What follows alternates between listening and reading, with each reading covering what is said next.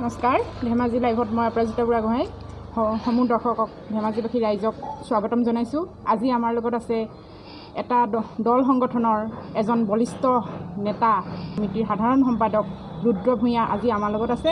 তেখেতক আমাৰ ধেমাজি লাইভত স্বাগতম জনাইছোঁ। নমস্কাৰ। ৰুদ্ৰ, তোমাক ধেমাজি লাইভলৈ আজি স্বাগতম জনাইছোঁ। হয়, ধন্যবাদ। অসমত বহুতকেইটা সংগঠন আছে, যদিও তুমি এই দলটো যে নিৰ্বাচন কৰিলা কিয়? চাওক, সামগ্ৰিক প্ৰেক্ষাপটত অসমত বিভিন্ন জাতীয় জনগোষ্ঠীয় আৰু বিভিন্ন জাতীয় সংগঠন আছে। তাৰপিছতো মই কৃষক মুক্তি সংগ্ৰাম সমিতি ভাতৃ সংগঠনত জড়িত হৈছোঁ, কাৰণ ইয়াৰ যি আপোচবিহীনতা, ইয়াক মই আগৰ পৰাই ভাল পাইছিলোঁ আৰু ভাল পাই মই এই সংগঠনটোৰ লগত জড়িত হৈছিলোঁ। কৃষক মুক্তি সংগ্ৰাম সমিতিৰ যি সংবিধান, সেই সংবিধানে এটা কথা স্পষ্ট কৰিছিলে যে অসমৰ খাটি খোৱা দুখীয়া শ্ৰমজীৱী ৰাইজৰ যি অধিকাৰ, যি সাংবিধানিক অধিকাৰ, এই অধিকাৰখিনি তেখেতলোকে বিচাৰি সংগ্ৰাম কৰিছিলে। কিন্তু মই বিগত দিনবোৰত দেখিবলৈ পাইছিলোঁ কোনো দল সংগঠনে শ্ৰমজীৱী মানুহৰ হৈ মাত মতাৰ বিপৰীতে যিসকল ধনী ধনী মানুহ তেখেতলোকৰ পক্ষত কিন্তু তেখেতলোকে মাত মতা যেন অনুভৱ কৰিছিলোঁ। তুমি সেইটো নীতিৰ প্ৰতি আকষ্ট হৈ তুমি সেইটো দলত যোগদান কৰিছা? হয়। বৰ্তমান গণমাধ্যম আৰু সামাজিক মাধ্যমত অসমৰ মুখ্যমন্ত্ৰী সৰ্বানন্দ সোণোৱালক পুতলা হিচাপে আখ্যান দিয়া হৈছিলে, তাৰ ওপৰত কি ক'বা তুমি? নহয় চাওক, প্ৰথমেতো সৰ্বানন্দ সোণোৱাল ডাঙৰীয়া অসমৰ জাতীয় নায়ক আছিল। সকলোৱে জাতীয় নায়ক আখ্যা দিছিল। সদৌ অসম ছাত্ৰ সন্থাও সৰ্বানন্দ সোণোৱাল ডাঙৰীয়াক জাতীয় নায়ক আখ্যা দিছিল। তাৰপিছতো আজি সৰ্বানন্দ সোণোৱাল ডাঙৰীয়াক পুতলা মুখ্যমন্ত্ৰী বুলি কোৱা হয়। কাৰণ এইটোৱে যে তেখেতে দিল্লীৰ প্ৰতিটো কথাতেই হৈছা হৈছা কৈ থাকে। গতিকে আমি স্পষ্টভাৱে কৈছোঁ, সৰ্বানন্দ সোণোৱাল ডাঙৰীয়াই যি তেখেতৰ অসমীয়া জাতিৰ প্ৰতি যি দায়বদ্ধতা, এই দায়বদ্ধতাখিনি তেখেতে ক'ৰবাত যেন নাইকিয়া হৈ গৈছে। আৰু নাইকিয়া হোৱাৰ কাৰণে আজি সৰ্বানন্দ সোণোৱাল ডাঙৰীয়াই দিল্লী কথামতে হৈছা হৈছা কৈ থাকে। আৰু সেইটো কাৰণেই সম্ভৱতঃ অসমৰ ৰাইজে সৰ্বানন্দ সোণোৱাল ডাঙৰীয়াক আজি পুতলা আখ্যা দি থকা আমাৰ পৰিলক্ষিত হৈছে। আৰু অসমৰ যিহেতু নতুন প্ৰজন্ম আজি ছ'চিয়েল মিডিয়াত ব্যস্ত হৈ আছে, আৰু নতুন প্ৰজন্মই বৰ্তমান ৰাজনৈতিক প্ৰেক্ষাপটটো কোন দিশে ধাৱমান হৈ আছে এইটো লক্ষ্য কৰি থাকে। আৰু নিশ্চয় নতুন প্ৰজন্মই কথাটো ভাবিবলৈ বাধ্য হৈছে যে সৰ্বানন্দ সোণোৱাল ডাঙৰীয়া আজি যি অসমীয়া জাতিৰ প্ৰতি যি দায়বদ্ধতা, এই দায়বদ্ধতাখিনি তেখেতৰ ক'ৰবাত যেন নাইকিয়া হৈ গৈছে। তোমালোকেও পুতলা মন্ত্ৰী বুলি আখ্যান দিবা নেকি? নহয়, আমাৰতো স্পষ্ট কথা, আমি অসমীয়া জাতিৰ প্ৰতি দায়বদ্ধ। অসমীয়া জাতিৰ যি জাতীয়তাবাদ, এই জাতীয়তাবাদৰ প্ৰতি আমি দায়বদ্ধ। গতিকে আমি স্পষ্টভাৱে যি আমাৰ অসমীয়া জাতীয় সংগ্ৰামখনক যি নস্যাৎ কৰিব, অসমীয়া জাতিটোক যি অৱজ্ঞা কৰিব, তেখেতকতো আমি অবভিয়াছলি আমি তেখেতক ভাবিবলৈ বাধ্য হ'ম যে তেখেতে অসমৰ এজন পুতলা। কাৰণ তেখেতে নিজৰ মতে তেখেতে একো নকৰে বুলি আমি ভাবোঁ। ঠিক আছে, এইবাৰ আকৌ আমি পুনৰ তোমাৰ ওচৰলৈ গৈছোঁ। হয়। কা আন্দোলন কৰি বহুতকেইটা সংগঠনে নেতৃত্বত ভাগ লৈ আঞ্চলিক ৰাজনৈতিক দল খুলিছে। তোমালোকৰ এটা নতুন ৰাজনৈতিক দল খুলিছা বুলি শুনিছোঁ। আৰু এতিয়া কথা হ'ল, এনেদৰে আঞ্চলিক শক্তিবোৰ যদি ভাগ হৈ থাকে, অসমৰ ৰাইজে কাক বিশ্বাস কৰিব? ইয়াৰ ওপৰত কি ক'বা তুমি? নহয় চাওক, কা আন্দোলন বহুতে কৰিলে আৰু বহু সংগঠনে ইতিমধ্যে চৰকাৰী পক্ষৰ লগত আলোচনা কৰি তেখেতলোকে কা আন্দোলনটো স্থিমিত কৰা এক প্ৰয়াস কৰা যেন আমি অনুভৱ কৰিছোঁ, প্ৰথম কথা। আৰু দ্বিতীয়তে, আমাৰ ৰাজনৈতিক দল খোলাৰ যি চিন্তাধাৰা আছিলে, এইটো আজি নহয়। কা আন্দোলন কৰাৰ আগতেই আমি 2015 চনতেই আমি অসমত এক জাতীয় ভাৱাপন্ন অসমীয়া জাতিক নেতৃত্ব দিব পৰা, শ্ৰমজীৱী মানুহক নেতৃত্ব দিব পৰা এটা ৰাজনৈতিক দলৰ পোষকতা কৰিছিলোঁ। আৰু আমি 2015 চনৰ পৰাই ৰাজনৈতিক দল খোলাৰ আমি এক পৰিকল্পনা কৰি আহিছোঁ, আৰু পৰ্যায়ক্ৰমে আমাৰ ৰাজনৈতিক দলৰ কাম কাজ আমি আগবঢ়াই নিছোঁ। এইখিনিতে অকণমান মই বাহিৰা ক্ষেত্ৰত যাওঁ। হয়। তুমিতো বহুত ধুনীয়া কবিতা লিখা। হয় হয়। তুমি স্বদেশৰ ওপৰত কবিতা লিখা। হয়। আজি ধেমাজিবাসী ৰাইজক অলপ শুনাবা নেকি? নহয়, মই কবিতা ভাল পাওঁ, কিন্তু মই কবিতাৰ আবৃত্তি তেনেকৈ কৰা নাই। আৰু কবিতাৰ মাজত নিজকে ৰাখি মই খুব ভাল পাওঁ। হয় হয়, মই লিখোঁ কবিতা কেতিয়াও। তুমি লিখা বহুত ধুনীয়া ধুনীয়া কবিতা লিখিছা, পঢ়িছোঁ। সেইকাৰণে কৈছোঁ, তাৰে অলপ শুনাবা নেকি? মই এটা মোৰ ব্যক্তিগত জীৱনৰ সৰু এটা কবিতা, মই জাষ্ট এটা কলি, মই আচলতে আবৃত্তি নহয়, মই অকণমান পাঠ কৰি দিব খুজিছোঁ অকণমান মানে আৰু মোৰ বিশেষকৈ প্ৰায় কবিতাখিনি মনত নাই যিহেতু লিখি যোৱা হয় মোৰ পৰিচয় বুলি এটা কবিতা আছিল আৰু চিচি বগা মহাবিদ্যালয় আলোচনীখনত মোৰ কবিতাটো প্ৰকাশ পাইছে ইতিমধ্যে আৰু তাতে মই লিখিছিলোঁ মোৰ শব্দৰ ফিৰিঙতিবোৰে কম্পমান কৰিব তোমাৰ হৃদয়ৰ ভুৱা অনুভূতিবোৰক মই জানো মোৰ নিজস্ব পৰিচয় সেইবাবেইতো কৈছোঁ মই মাটি বালি সকলোতে বহিব পাৰোঁ বিলাই দিব পাৰোঁ দুৰ্বলজনক মোৰ সৰ্বশক্তি ধেমাজিবাসী ৰাইজ ৰুদ্ৰ অকল ছাত্ৰ মুক্তি সংগ্ৰাম সমিতিৰ সাধাৰণ সম্পাদকে নহয় তেখেতে এজন কবিও হয় তেখেতে ধুনীয়া কবিতা লিখে তেখেতে স্বদেশৰ ওপৰত কবিতা লিখে চ' আজি তেখেতে তাৰে অলপ কবিতা পাঠ কৰি দিলে ভৱিষ্যতে যাতে তোমাৰ কবিতা আৰু পঢ়িব পাওঁ হয় ধন্যবাদ এইবাৰ আমি পুনৰ আকৌ প্ৰশ্নলৈ গৈছোঁ সমগ্ৰ বিশ্বত এতিয়া কৰোণা মহামাৰী চলি আছে চ' ভাৰততো এই কৰোণা মহামাৰীয়ে ত্ৰাসৰ সৃষ্টি কৰিছে এইটো সময়ত এই কৰোণা সময়ত চৰকাৰখনে মঠ মন্দিৰ বনোৱাতহে বিজি হৈ আছে তেখেতলোকে মঠ মন্দিৰ বনোৱাত থাকিব লাগে নে চিকিৎসালয় স্থাপন কৰিব লাগে চাওক কৰোণা বস্তুটো আমি এনেকৈ ভাবিব পাৰোঁ নেকি যে কৰোণাক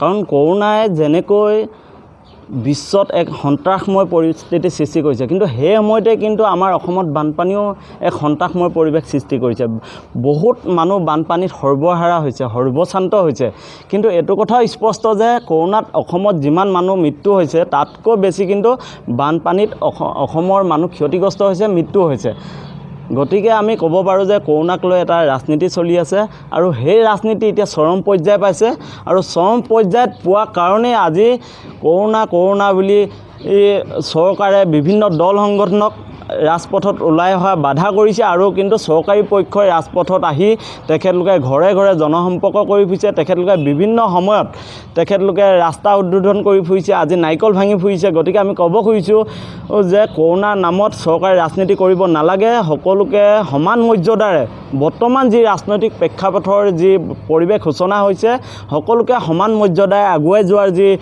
গণতান্ত্ৰিক অধিকাৰ এই অধিকাৰ দিব লাগে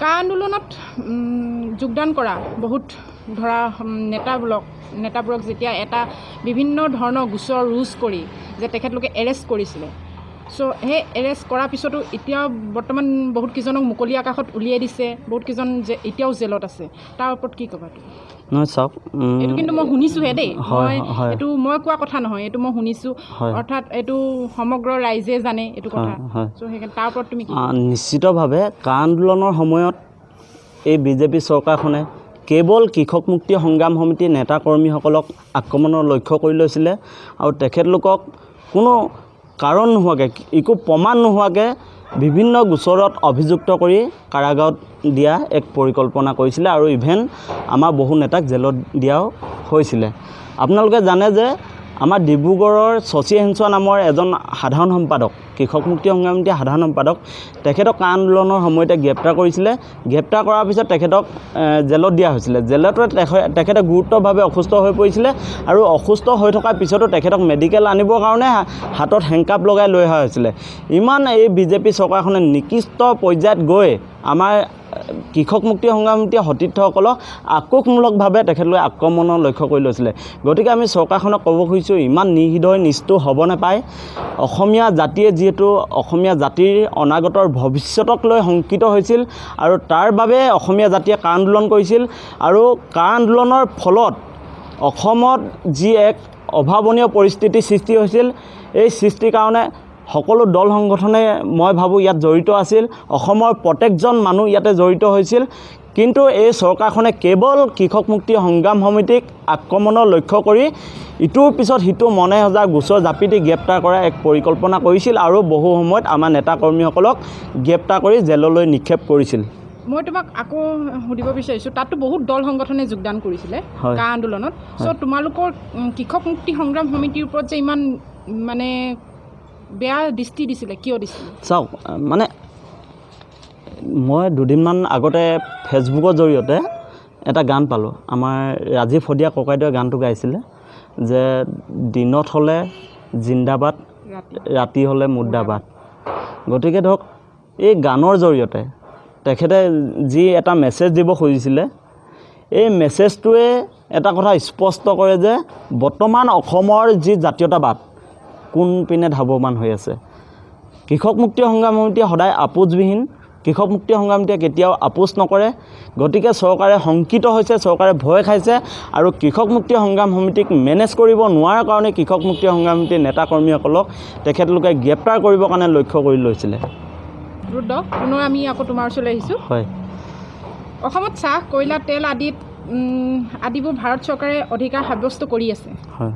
কিন্তু অসমৰ বানপানী সমস্যাক যে ৰাষ্ট্ৰীয় সমস্যা ৰূপে স্বীকৃতি দিবলৈ অমান্তি হৈছে, ইয়াৰ কাৰণটো কি? নহয়, এতিয়া কথাবোৰ এনেকুৱা হয়, অসমখন এখন সম্পদ চহকী ৰাজ্য আৰু অসমত আমি জনাত সকলো সম্পদেই আছে। ইয়াত তেল আছে, কয়লা, চূণশিল সকলো সম্পদেই আছে। তাৰপিছতো ভাৰত চৰকাৰে অসমৰ বানপানী সমস্যাটো কিয় ৰাষ্ট্ৰীয় সমস্যা ৰূপে মৰ্যাদা দিব খোজা নাই, এইটো এটা কিন্তু প্ৰত্যেকজন গৌৰৱান্বিত অসমীয়া ভাবিবলগীয়া কথা। কাৰণ প্ৰতিটো মুহূৰ্ততে বিভিন্ন দল সংগঠনে, কৃষক মুক্তি সংগ্ৰাম সমিতিয়ে, ছাত্ৰ মুক্তি সংগ্ৰাম সমিতিয়ে বানপানী সমস্যাক ৰাষ্ট্ৰীয় সমস্যা ৰূপে ঘোষণা কৰিবৰ কাৰণে, মৰ্যাদা দিবৰ কাৰণে দাবী উত্থাপন কৰি আহিছে।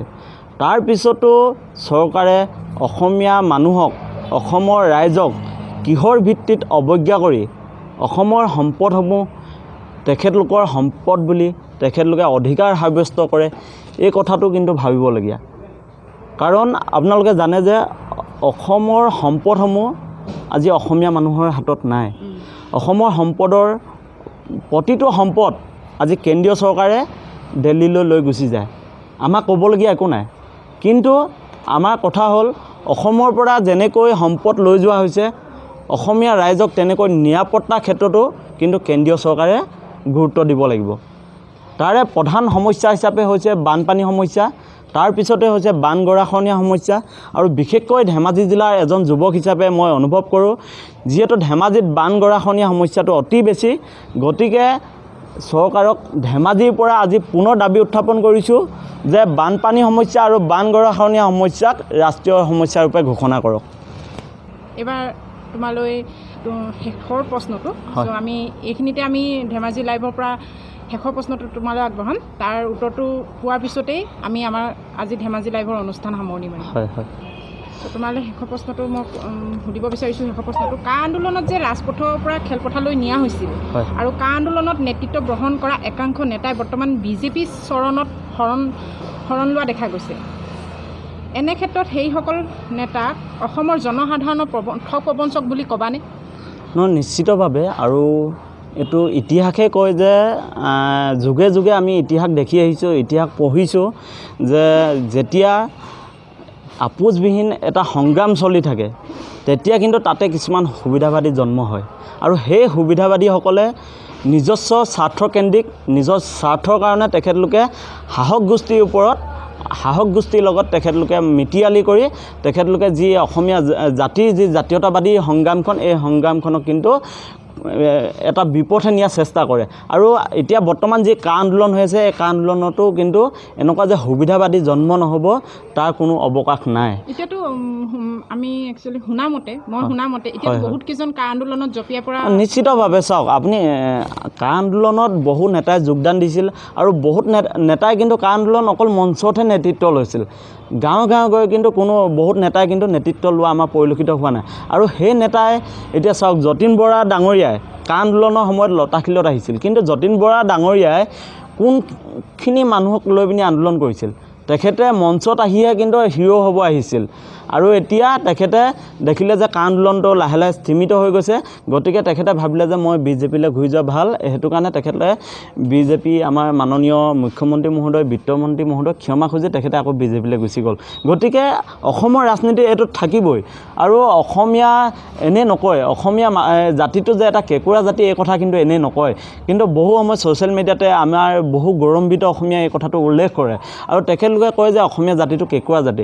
তেতিয়া আমি ভাবিবলৈ বাধ্য বাধ্য হওঁ যে কিয় মানে যুগে যুগে যে আমাৰ এই সুবিধাবাদীসকল জন্ম হয়, তেখেতলোকে যে অসমীয়া জাতিটো নিশেষ কৰিবৰ কাৰণে বাৰে বাৰে মানে শাসক গোষ্ঠীৰ লগত তেখেতলোকে অৰিহণা যোগায়।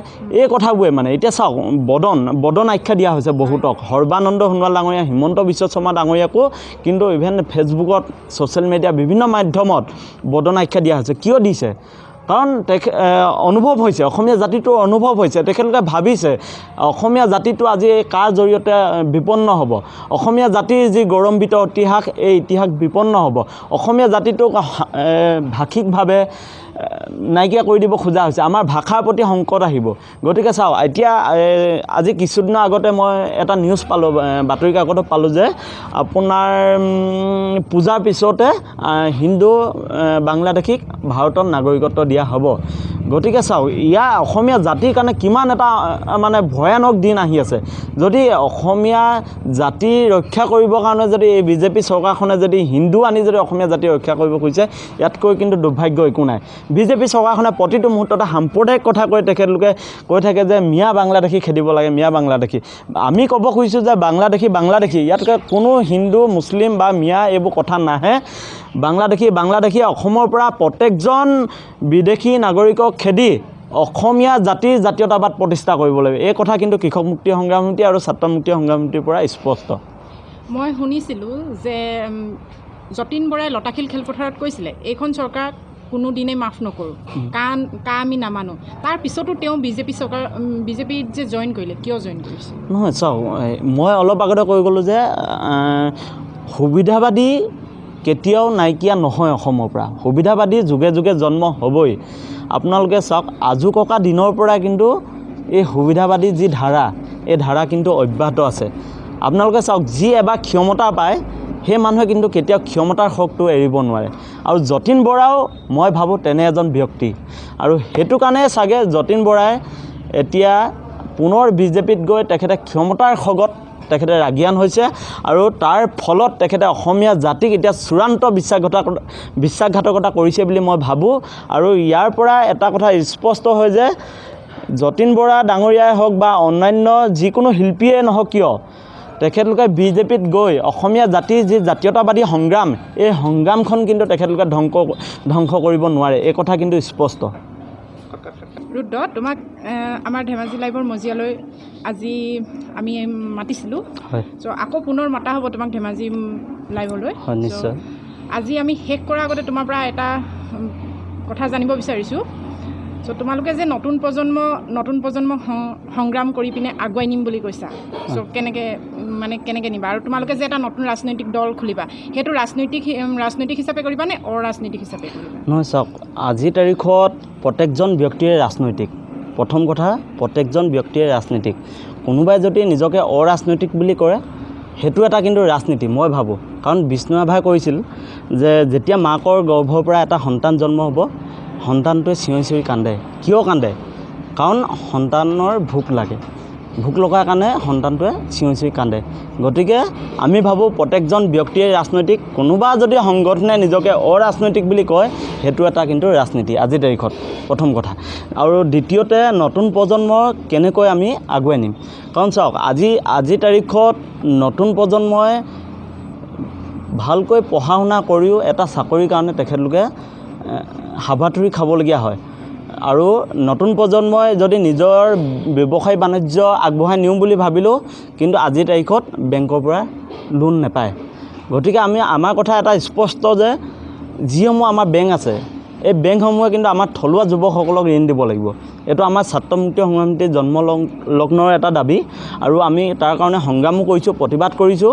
আৰু আমাৰ কথা স্পষ্ট যে যুৱ প্ৰজন্মক প্ৰথম এই আমাৰ যিসমূহ বেংক আছে, বেংকসমূহে কিন্তু ঋণ দিয়া ব্যৱস্থা কৰিব লাগিব। দ্বিতীয়তে, আপোনালোকে চাওক, আমাৰ বজাৰসমূহ আজি চৰকাৰে শ্লোগান দি আছে পথাৰ আমাৰ, বজাৰ আমাৰ। কিন্তু আপোনালোকে চাওক, আজি বজাৰখন বহিৰাগত বনিয়া হাতত আছে আৰু পথাৰসমূহ আজি চহাপোকে খাই ধ্বংস দি দিছে। ইয়াৰ পিছত আমি নাভাবোঁ যে এই চৰকাৰখনে আমাৰ কিবা উপকৃত কৰিব পাৰিব বুলি। কাৰণ এই চৰকাৰখন সম্পূৰ্ণ কথা চহকী চৰকাৰ। তেখেতলোকে প্ৰতি মুহূৰ্ততে কথা ফুলজাৰি মাৰে। আৰু তেখেতলোকে অসমীয়া যি জাতীয়তাবাদী যুৱকসকলক তেখেতলোকে কিন্তু আজি বিপথে নিয়া এটা পৰিকল্পনা কৰি আছে। আপোনালোকে দেখিছে যে বিভিন্ন সময়ত তেখেতলোকে কৈ আছে যে আৰ্থিকভাৱে স্বাৱলম্বী হ'বৰ কাৰণে তেখেতলোকে আমাৰ ইভেন জুবিন গাৰ্গ ডাঙৰীয়াকো তেখেতলোকে ব্ৰেণ্ড এম্বেচাডৰ নিযুক্তি দিয়া কথা কৈ আছে। এইবোৰ চব আৱেগিক, অসমীয়া জাতিটোক আৱেগিক কৰিব খোজা হৈছে। কাৰণ প্ৰেক্টিকেলি কিন্তু এই বিজেপি চৰকাৰখনে কি কৰিছে আমি দেখি আছোঁ সন্মুখত, আৰু প্ৰত্যেকজন অসমীয়া দেখি আছে যে আমাৰ বজাৰসমূহ বহিৰাগত বনিয়াই আহি দখল কৰিলে, আমাৰ পথাৰসমূহ আজি পোকে খাইছে। কিন্তু আমাৰ কৃষিমন্ত্ৰী মহোদয় ক'ত? আজি গোটেই পথাৰবোৰ পোকে খাই পেলাইছে, কিন্তু বিভাগীয় ডাঙৰ ডাঙৰ বিয়াগুম মানে অফিচাৰ আছে, তাৰপিছতো কিন্তু এই ক্ষেত্ৰত কোনো ব্যৱস্থা লোৱা নাই। আজি কৰোণাৰ ফলত আমাৰ যি দেশৰ আৰ্থিক অৱস্থা একেবাৰে মুণ্ডা হৈ গৈছে, মুণ্ডা অৱস্থালৈ গুচি গৈছে। কিন্তু তাৰপিছতো এই চৰকাৰখনে কিন্তু আমাৰ থলুৱা কৃষকসকলক উপকৃত কৰিবৰ কাৰণে একো ব্যৱস্থা কৰা নাই। কৃষকসকলৰ যি খেতি নষ্ট হৈছে এই ক্ষেত্ৰত ক্ষতিপূৰণ দিবৰ কাৰণে একো ব্যৱস্থা লোৱা নাই। ইভেন আপুনি বানপানীৰ সময়ত চাওক, বানপানীৰ সময়ত এইবাৰ আমি গাঁৱৰ অঞ্চলৰ মানুহৰ ওচৰলৈ গৈ দেখিছোঁ যে এইবাৰ কিন্তু চৰকাৰে যি ধৰণে সাহাৰ্য দিব লাগে সাহাৰ্য দিয়া নাই। বিভিন্ন জাতীয় দল সংগঠনে মানুহসকলক সাহাৰ্য দিছে, উদ্ধাৰ ক্ষেত্ৰত সহায় কৰিছে, কিন্তু এই চৰকাৰখনে যি ধৰণে সহায় কৰিব লাগিছিল পূৰ্বৰ তুলনাত কিন্তু কৰিব পৰা নাই। দ্বিতীয়তে মই গাই নদীৰ কথা কওঁ, যিহেতু ধেমাজি জিলাতে গাই নদীখন অৱস্থিত। গাই নদীৰ এই মথাউৰি যেতিয়া ভাগিছিলে প্ৰায় 3 দিনৰ কাৰণে, মানে 3 দিনত একদম মানুহ হাহাকাৰময় পৰিস্থিতি। তাতে কোনো চৰকাৰী প্ৰতিনিধি, জনপ্ৰতিনিধি গৈ উপস্থিত হোৱা নাই। কোনো তাতে মানে মানুহসকল কেনেকৈ আছে, তেখেতলোকক কেনেধৰণে উদ্ধাৰ অভিযান চলাবলৈ, এইবোৰ ক্ষেত্ৰত মানে চৰকাৰৰ কোনো গুৰুত্ব নাই। তেখেতলোকে কৰোণাক লৈ ব্যস্ত। আজি কিন্তু সেই সময়তে কিন্তু কৰোণাত যিমান মানুহ মৰিছে, কিন্তু বানপানীত তাতকৈ বেছি মানুহ মৰিছে।